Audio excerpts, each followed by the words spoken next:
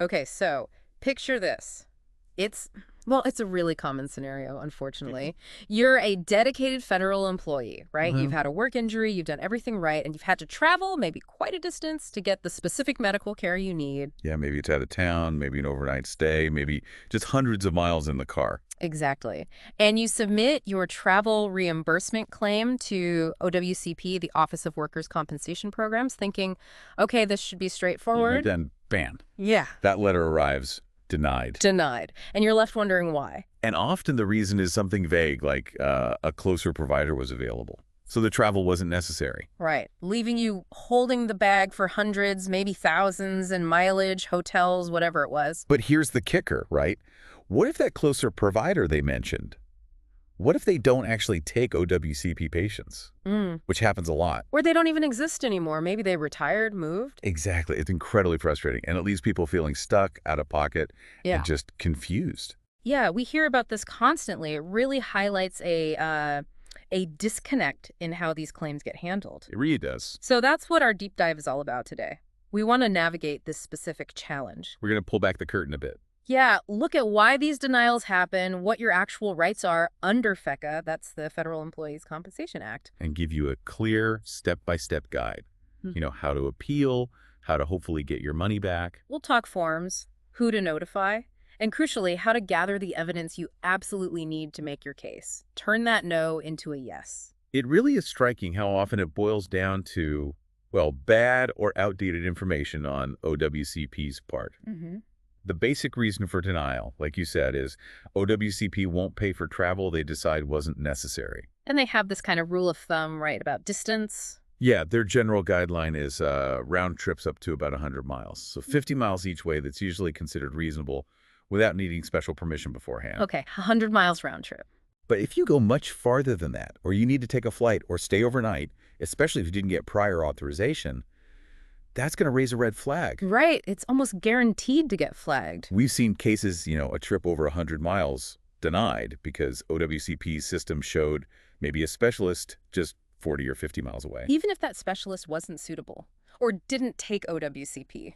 That's the problem. Their system might just list names and addresses. It doesn't always know if that doctor is actually available or accepting federal workers' comp.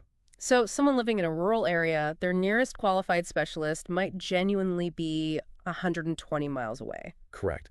And they might have traveled that far because, truly, there was no one closer who could provide the care and would accept the OWCP case. Which is a huge issue in some places. A very common issue. Yeah. But even then, OWCP might still initially deny it. And the burden falls on you, the injured worker, to prove that your travel was reasonable and necessary because there were no other real options. Okay, so that's the challenge. But FICA gives you tools, right? You have appeal rights. Absolutely. Knowing these rights is your power here. If OWCP formally denies your claim, that denial letter has to include instructions on your appeal rights. And there are basically three main paths you can take. That's right. Three main avenues. The first one is to request reconsideration. Okay, reconsideration. What does that involve? It's basically asking OWCP to take another look at their own decision. You have up to 1 year from the date on that denial letter to request this. A whole year. That seems pretty generous. It is, but here's the really important part. You must submit new evidence or new arguments, things they didn't have when they made the first decision. Ah, okay. So you can't just say, please look again. Nope. You write a letter to your claims examiner or the district office, explain clearly why the travel was necessary, and attach that new proof. So back to the closer provider example, your new evidence would be? Your call log, showing you called Dr. Smith on this date, they don't take OWCP. You called Clinic Jones, they don't have the right specialty. Detailed notes. Got it. Documented proof that the closer options weren't actually options. Exactly. And here's another useful tip. Uh-huh. You can actually request reconsideration more than once if each time you provide genuinely new information that they haven't seen before. Interesting. So if you find more evidence later, you might get another shot. Potentially, yes, as long as it's within that 1 year window from the original decision and the evidence is truly new. Okay, so that's reconsideration. What's the second option? The second path is to request an OWCP hearing. This is your right for most initial decisions, and it's really useful if there's a factual misunderstanding. Like the availability of doctors. Precisely. Yeah. But the deadline here is much tighter. You have to request it within 30 days of the decision letter date. Wow, only 30 days. That's quick. Very quick. You need to act fast.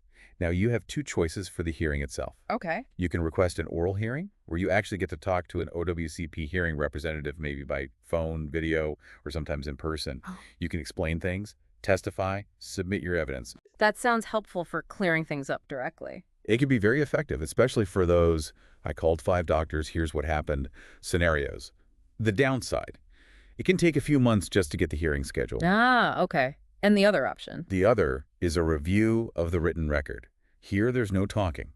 The hearing officer just reviews the case file, plus any written statement and new evidence you submit with your request. So less direct interaction, but maybe faster? Potentially. Yeah. But you need a very strong, detailed written statement and all your ducks in a row, evidence-wise, right from the start. And there's a catch with hearings, right? Yes, 2 big ones. You only get 1 hearing per decision. That's it. And if you choose to request a hearing, you generally can't ask for reconsideration at the same time. You pick one path initially. Okay, so you choose. Reconsideration or hearing within 30 days. How do you actually request the hearing? Usually there's an appeal form that comes with a denial letter. Or you can write directly to the branch of hearings and review.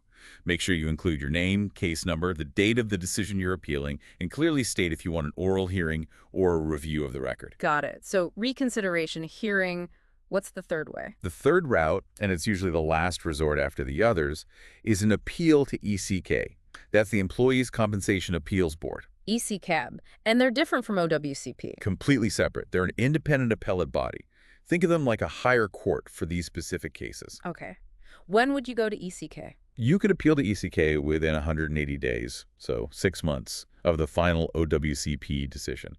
That means after you've already had a reconsideration decision or a hearing decision from OWCP. So it's sequential. You don't just jump to ECK first. Generally, no. And here's the absolute most critical thing about ECK. They do not consider new evidence. Wait, really? No new evidence at all? None.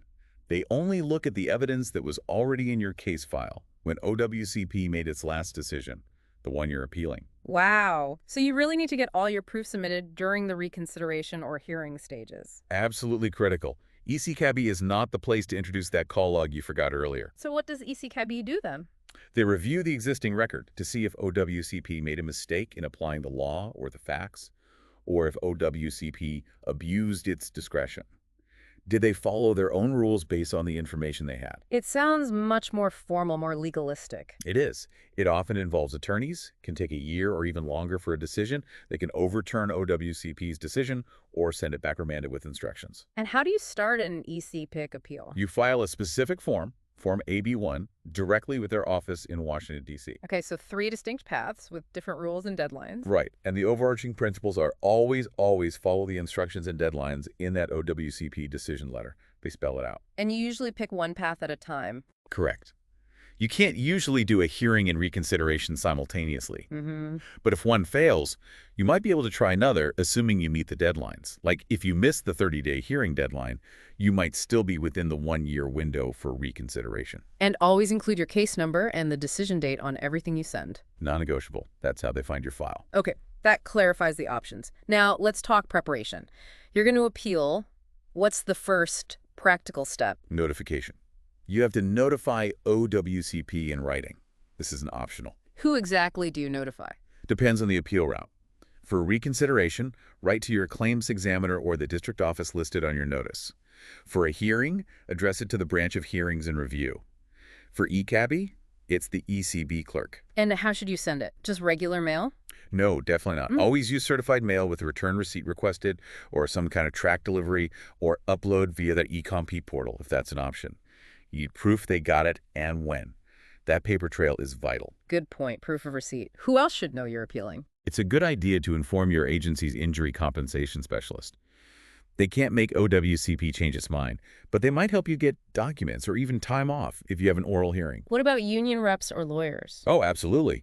If you have a union rep who handles OWCP cases, or if you've hired an attorney, notify them immediately. They can provide guidance, maybe even draft the appeal or contact OWCP for you. And you mentioned maybe contacting a congressperson. Yeah, that's an option, kind of an outside track. Yeah. If you feel like you're just hitting a brick wall with OWCP, sometimes a formal inquiry from your senator's or representative's office can. Yeah. Well, it can sometimes prompt OWCP to take a closer look or speed up a reconsideration. It's not a guarantee, but it's another tool in the toolbox for advocacy. Interesting. What about the doctor who actually provided the care you traveled for? Definitely keep him in the loop. Inform your treating physician about the travel denial. And ask them for help. Yes. Ask them for a supporting letter. Something specific like, due to the specialized nature of the patient's condition, no equivalent specialist was available locally who accepts OWCP. Therefore, I referred the patient to distant clinic name as it was medically necessary. That sounds powerful. What if the denial specifically named a local doctor OWCP thought was available? Ask your treating doctor if they know that doctor, or if they tried referring locally first and couldn't find anyone suitable. If they can put that in writing, it directly refutes OWCP's claim. Makes sense. Get your doctor's perspective on the necessity. And document everything related to finding care. Even short notes, like emails from local clinics saying, sorry, we don't take federal workers' comp, are valuable pieces of evidence. Build that file. It really does sound like being a detective gathering all the clues. It kind of is. And don't forget the basics. Gather all your receipts and records for the travel itself. Mileage logs, gas, hotel bills, tolls, everything.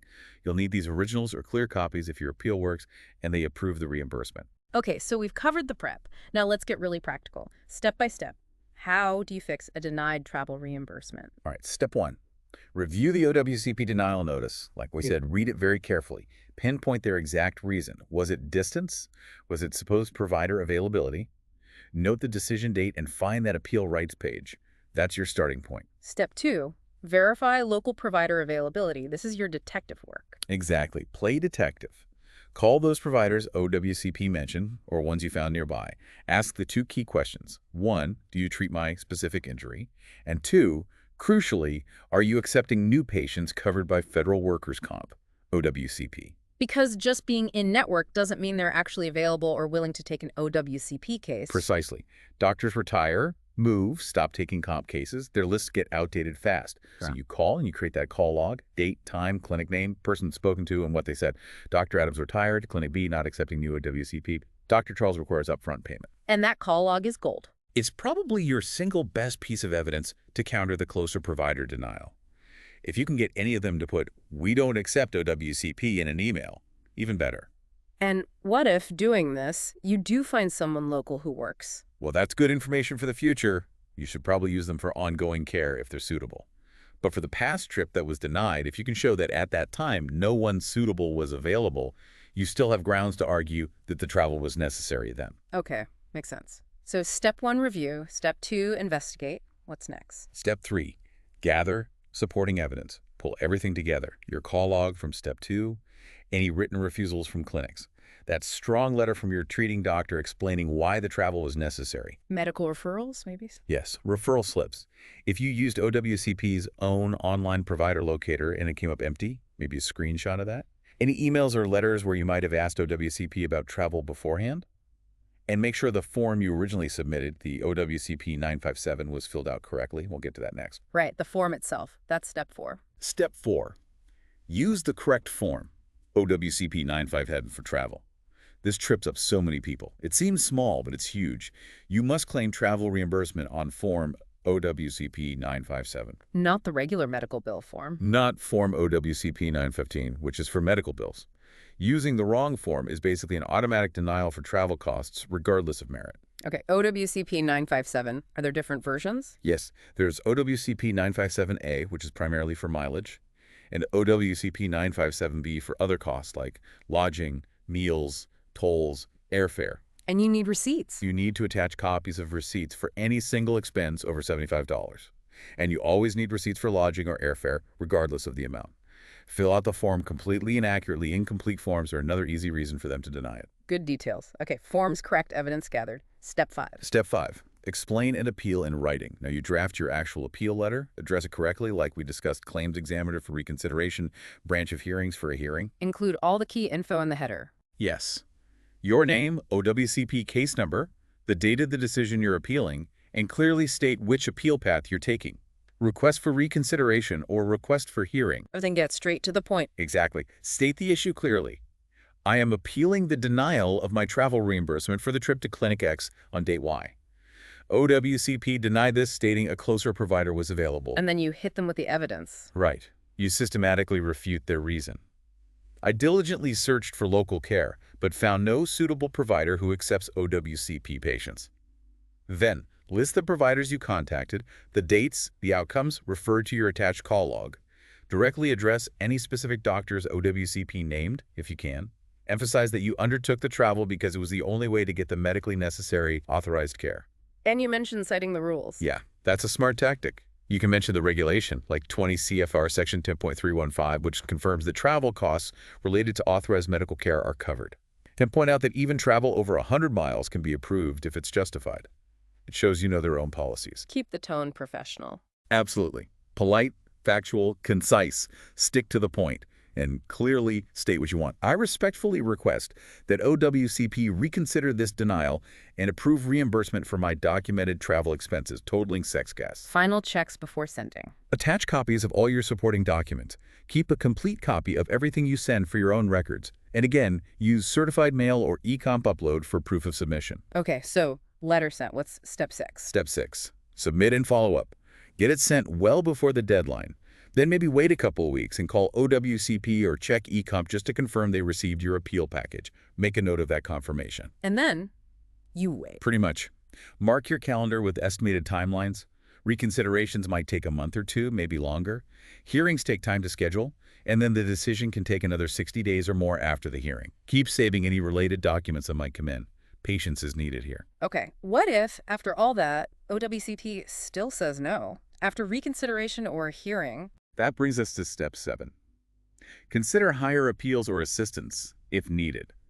If OWCP upholds the denial after reconsideration or a hearing, that's when you look at appealing to ECP, remembering that 180-day deadline and the no new evidence rule. And maybe get legal help at that point. That's often a very good idea for ECP appeals, given the formality. Or circle back to your union rep, your agency liaison, or even consider that congressional inquiry if you haven't already.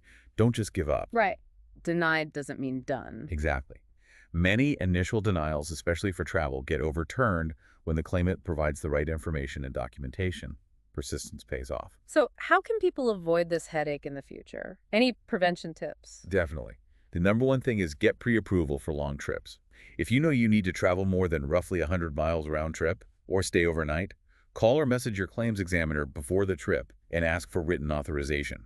Explain why it's necessary. Getting that approval up front can prevent almost all these denial issues. That seems like the smartest move if you know in advance. It really is.